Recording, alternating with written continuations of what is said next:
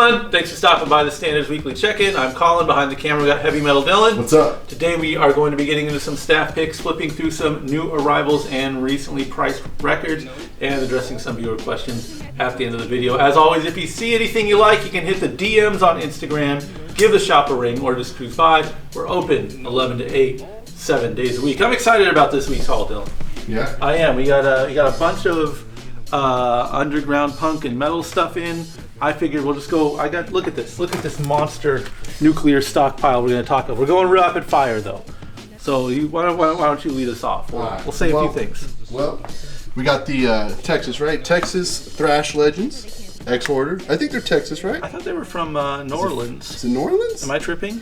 I thought they were Texan. Anywho, this just a perfect thrash record. Honestly, heavy. Not perfect. No, it's perfect. Yeah, it's a really great record. I'm really confused though. Yes. Because I think that record is great, and I think basically 90, like that. Like Pantera just ripped them off. You think? 1-to-1. Well, I don't know. Like it's a fundamental shift after that record comes out and what their record starts sounding like. And they were probably tuned into them before then. And I actively dislike like Cowboys in Hell On from Pantera. Mm-hmm. But I would say Exhorder are like 10 out of 10. That one, and I like their album after that a lot too. So I don't know why the bands a band rips off this band and I think they're 0 out of 10. Mm-hmm. And then this band is 10 out of 10. I don't know if it makes sense. I don't know if I'm... And then they drop. You mean like they fall to the backside compared to the Pantera. But I see what you're saying. Yeah. It's just odd that it is a great record. Great sounding band. It is. Yeah. Anyways. Pantera still sucks, so what else you got? Anyways, to start off, I think, right? To start off this Stockpile, yes. We got Straight Ahead. Some like straight edge hardcore, I think. Yeah, classic era. This is the latest bootleg. There's always this because the band won't get their shit together and make a legitimate pressing, so you got to deal with the boots kind of perpetually, I guess. But yeah, this is as good a collection as any. Yeah, it sounds good. The live stuff is a little rough, but what can you do? What can you do? Look at this. We got all the first 3 Toy Dolls records in. Yeah. Far Out discs, all 3 of them. That's true. Yeah. And you're not wrong, bud. What else is there? Did you get a chance to play this one? No, I haven't. It is really good. I'm going to sound like this is an incredibly lazy description. They're from Russia, and I think a lot of Russian death metal kind of sucks to me, but this is a really good one. It is as lazy of a description as this is. It is just Deicide meets Morbid Angel. Okay. Just those 2 bands. The Russian? Yeah, really good though. Very good. Again, just not completely derivative, but great. You bust this one? Yeah, I did. The day after we opened the boxes, that was like the first record I listened to. Bro, this record is so good. Yeah. I don't know if I like 5 black metal albums from the 90s. Mm-hmm. I basically dislike the genre. I love it in the 80s, my Venoms and whatnot. But this is one of them. This might be my favorite 90s black metal album. It is tremendous. I don't know it's Colombian, so it's just unhinged and just has a very different approach than what you're used to hearing.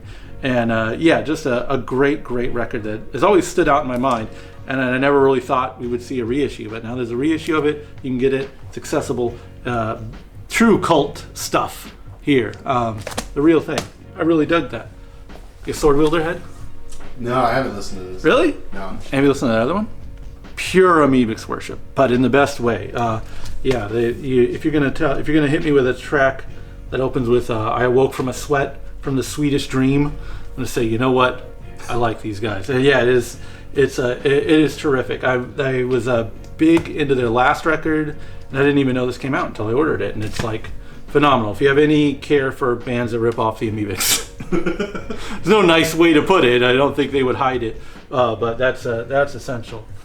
You bumped this one. Oh, dude. Just crazy Florida thrash death stuff, dude. Yeah. Yes. Side A is very, like, random. Uh-huh.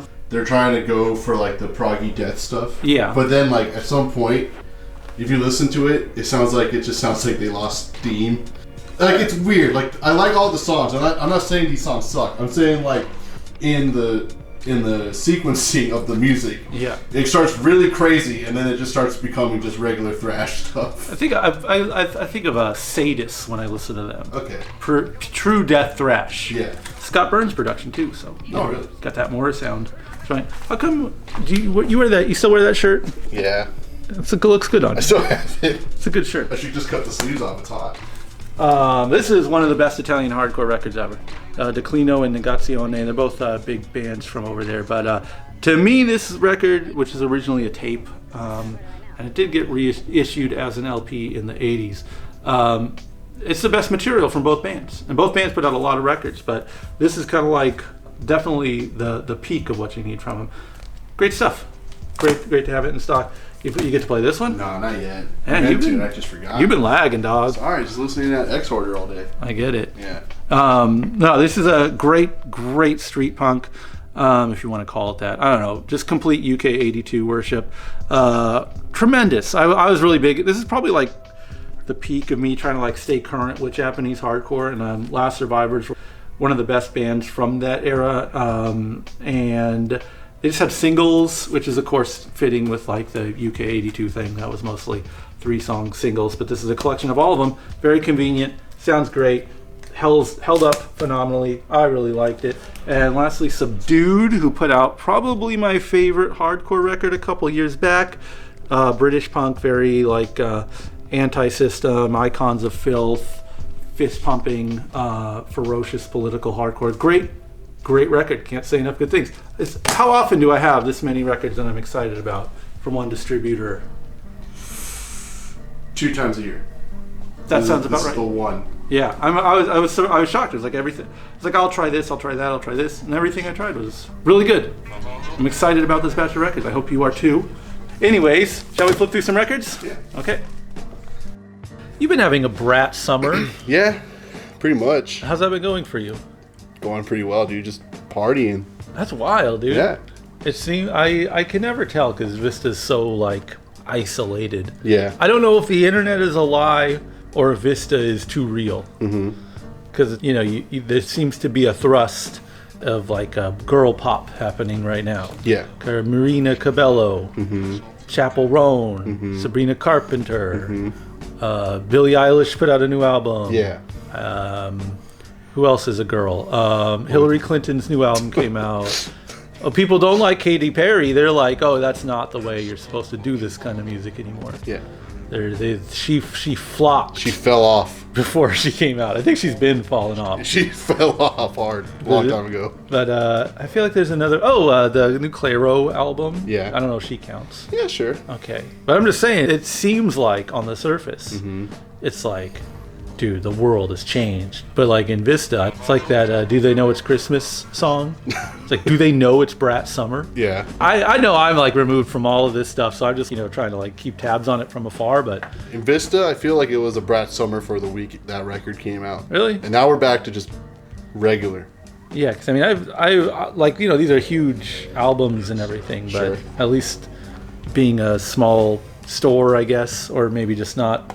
Maybe I got the record too late. I don't know what I did wrong. But, I mean, I don't know if I've sold like 5 copies of any of these albums that I mentioned. It's just like, they're happening, but I don't know. We're not in that not in the mix like that. But it seems like an online thing is what I'm saying. I don't know. I think we're on our last copy of Brat right now. I did not know that. Okay, then. Okay, then. Yeah, it is Brat Summer in Vista Yeah. for sure. But, just to say, Brat Summer continues until fall. Okay. And then we're gonna have a Brat fall. I'm sure Charlie's gonna drop like a remix version of Brat, or like some like, here's the extended cut. Then it just falls into fall. And it'll be sick. Yeah, I don't know. It is sort of amusing being a middle-aged man and like keeping up with this stuff like from way on the outside. Yeah. Like I would just not know about it if it was not my vocation to kind of know about it. Yeah. So it is kind of funny to just be like, oh yeah, big things are happening with Chapel Roan right now. Big things.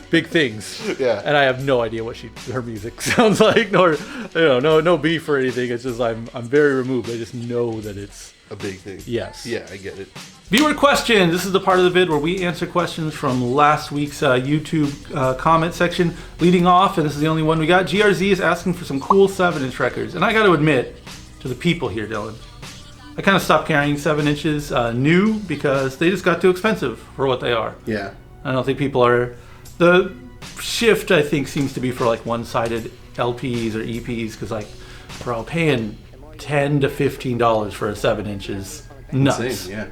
I understand that's the cost of doing business, and the format's always going to have its fanatics, but on my end is just a businessman. Yeah, I don't know if the cost benefit works out, but we get some cool used ones in. You showed me this one. Yeah. Should we jump scare them? Go ahead, bro. Jump scare warning. Look at this. How great is that? It's popping out at you. Yeah, this is cool. How cool is that? Japanese pop-up sleeve. I've never seen that. So you want a cool 7-inch? It's not going to get any cooler than that. But I picked up a couple random ones from the new section. Raise Cane. That was a great 90s Japanese hardcore band. You ever mess with some Raise Cane? Man, it's great. Look at that Sound Pollution logo. When's the last time you see Sound Pollution on a label? When they closed, we really lost something. We still got copies of the Turning Point reissue. Scary. That's scary. That's why I don't order records 7 inches anymore. I'm sitting around, bro.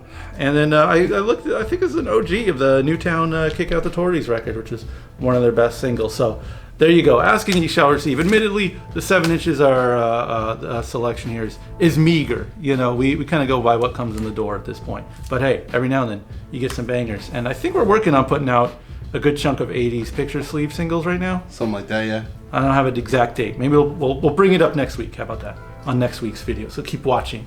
We'll hit you with a box of some cool 80s pop 45s with picture sleeves. Anyways, that's all the questions we have. If you have any questions, comments, things of that nature, suggestions, whatever you want, this is your platform, your place to blast that out. Hit the YouTube comment section. We'll address them next week. Thanks for watching, everyone. Peace.